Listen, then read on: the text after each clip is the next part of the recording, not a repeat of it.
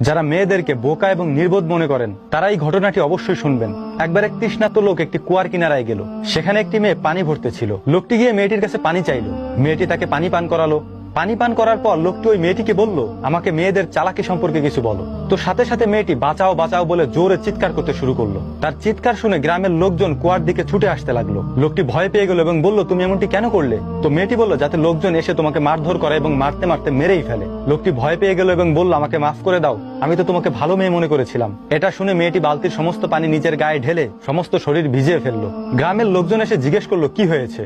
তখন মেয়েটি বলল, আমি কুয়ার পানিতে পড়ে গিয়েছিলাম, এই লোকটি আমাকে বাঁচিয়েছে। গ্রামের লোকজন লোকটিকে কাঁধে উঠিয়ে নিল এবং তাকে পুরস্কৃত করলো এবং অনেক সম্মান দিল।